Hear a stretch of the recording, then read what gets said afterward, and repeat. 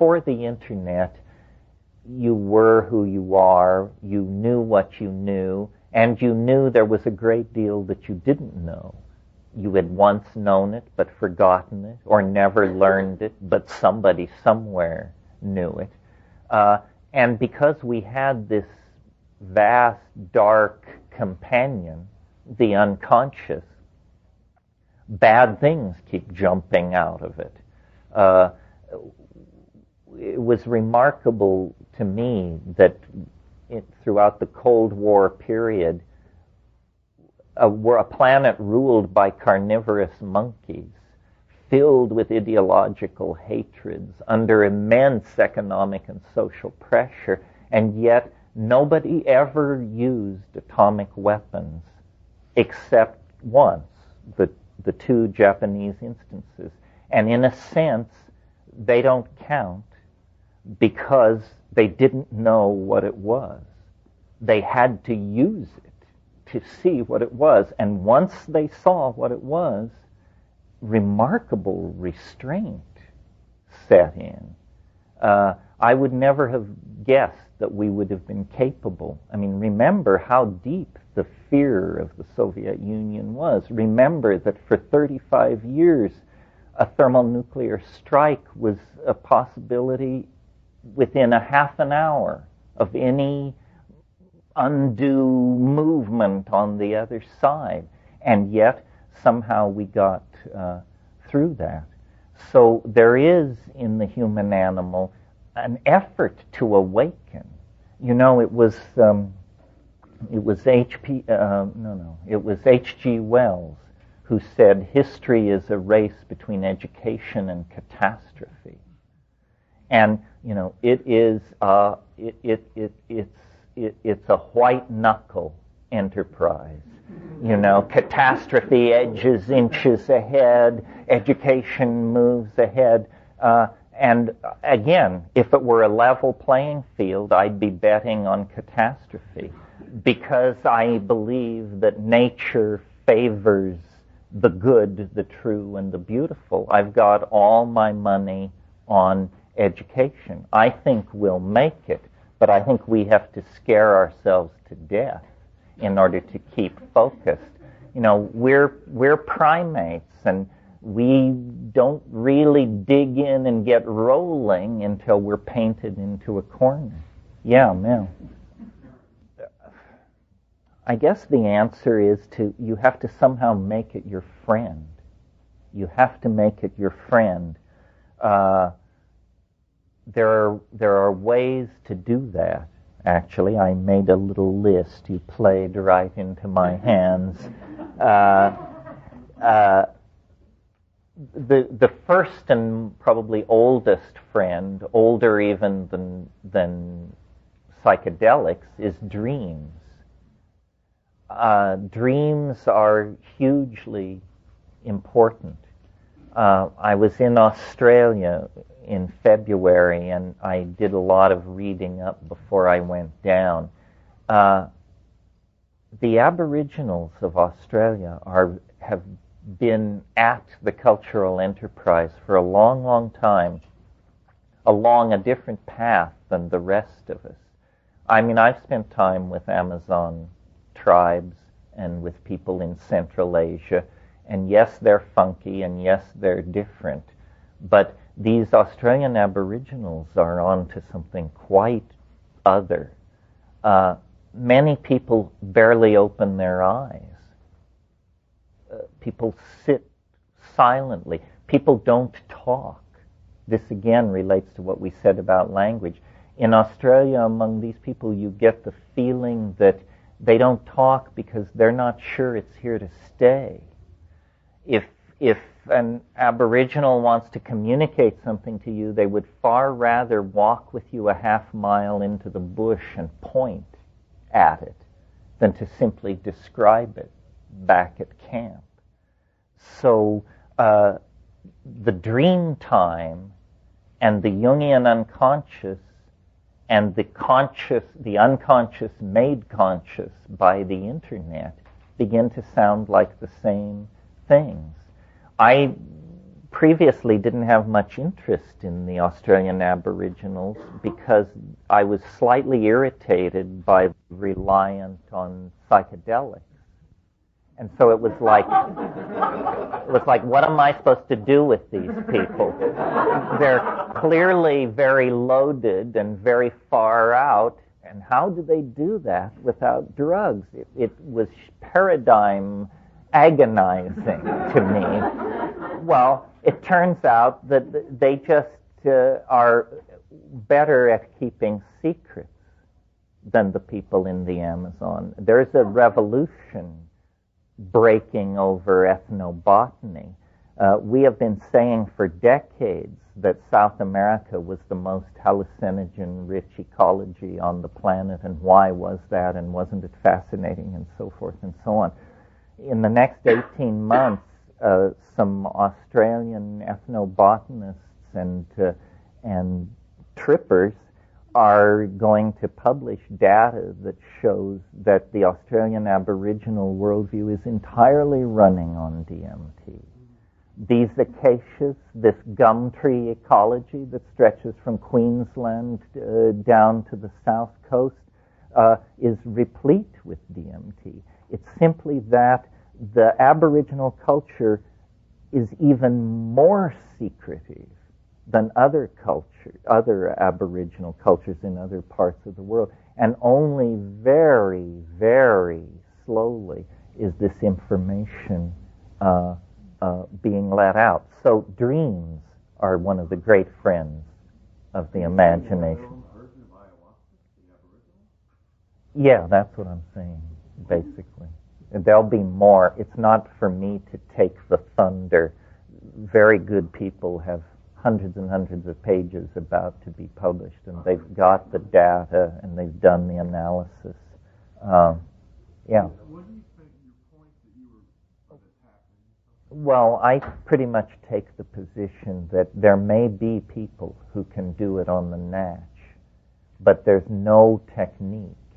It's something you have to be born to, and there's no culture that can do it. I think throughout the human population, there may be one person in 100 who has a futuristic set of synapses. Because I occasionally, in a group like this, somebody will come up to me and say, well, I've never taken a psychedelic drug, but I know exactly what you're talking about, and I see visions and so forth and so on. I used to just think that these people were nutcases. I've now encountered enough of it that I modify my position to say these are just incredibly fortunate people, and you can't tell how much of it is personality and how much of it is chemically real. Again, how much of what I'm saying to you right now, it's being processed differently in every head in the room. Some people are seeing pictures. Some people are hearing words. Some people are logically building on what I say, and for some people it's just music. And so it's very different, and again, it's something very hard to share because it's so subjective. But throughout the world, there are what we would call primitive or Aboriginal cultures, and some are drug users, and some are not. And it isn't a matter of ecology, it's a matter of something else.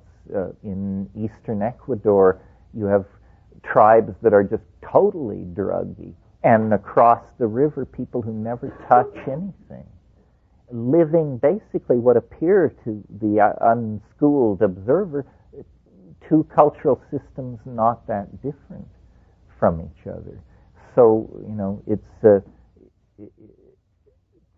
but generally speaking, the psychedelic cultures seem more, let me put it this way, the psychedelic cultures seem less dogmatic.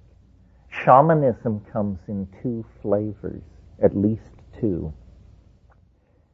There's what I call a traditional shamanism is very rigid and ritual driven and usually non-psychedelic. And the other kind of shamanism, there are rituals, but they are basically for the consumer, not the producer. And what shamans in these psychedelic cultures are simply alienated intellectuals. You know, I've been in situations in the Amazon where you fly into some remote place and the people come and the women come and they want to touch the airplane and they want to look at your camera and touch your clothes and all this. And so while this is going on, meanwhile, standing off is the shaman. And he doesn't give a shit about the airplane or your camera or any of that. He is interested in you as a person. And what he is he's alienated from the values of his culture. The keeper of the values is the one person who knows that the values are bullshit. That's what they're doing in that function. It's like somebody has to know. And so all the people are, you know, kowtowing and going through their business.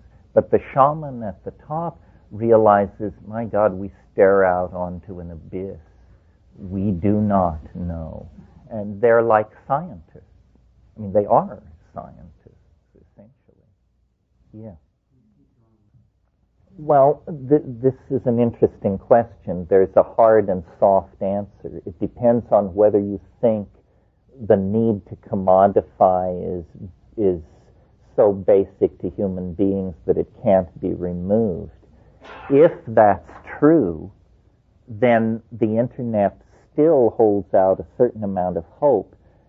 A hardcore anti-capitalist position wants to eliminate capitalism because it sees it as an unreclaimable evil. But it's possible that the only thing wrong with capitalism is that it manufactures, distributes, and commodifies physical objects. What if there was a capitalism that only commodified information and light? That might be more tolerable. In the future, not that long in the future, if you want to live at Versailles, it'll cost you $149 to buy the software package and set it up and live in it. Well, if Versailles can be made to cost $149, how much is it worth? And the answer is only what the market will pay. So I think for a long time, this process of raising standards of living has been underway, and it is certainly true that today in the world, hundreds of millions of people live better than emperors and kings 2 centuries ago.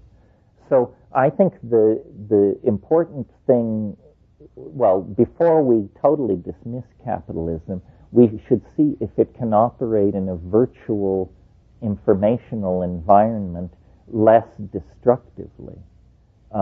If it can't, then something else will have to come along. But certainly capitalism based on the extraction of resources and their fabrication by cheap labor populations into objects to be sold in a central economy, that's finished. That's a dinosaur. That's self-limiting. Because there is not an ultimately exploitable resource base, the end of that kind of capitalism is easily discerned. Well, that's an interesting question. Is there a kind of natural selection of means in the marketplace? There probably is. For example, imagine governments deal with information completely differently than corporations. If a government obtains a proprietary technology, its impulse is to classify it, move it out of sight, and exploit it for political advantage. If a corporation achieves a proprietary technology, its drops a huge amount of money on promoting it, rushes products based on it to market, and tries to spread it everywhere as fast as it can. This certainly has caused an evolution of certain kinds of technology. But the two systems, the capitalist corporate system and the governmental system, value and put emphasis on different kinds of technologies. For example, nation states use war as an instrument of national policy. Corporations almost never do that. Corporations don't like war. It busts up environments, it makes products difficult to move around, and where you had happy, healthy customers, you now have hollow-eyed refugees standing around with their hands out. But those were national interests. No corporation could have launched a war like that. It wasn't Exxon who had a knife poised at their throat. It was the economies of France, Germany, and the United States. Also, that war was generations ago. A completely different set of political rules were in place. That was probably the last of those sorts of wars, I would bet. What capitalism does with war is it exports it to already burnt out market areas, like Rwanda, Bosnia, Albania. They don't care what people do to each other in those places because they don't have, there's no market there anyway. Let me go on with my list here. I think I got through dreams and drugs, which were probably the biggies. This is Friends of the Imagination, in case you lost your place here. Fiction and the enterprise of fiction, not necessarily science fiction, although it's interesting if you look at the golden age of science fiction, the magazines that created that had names like Amazing, Astounding, and If. These are the very words and themes that we've been pursuing around here.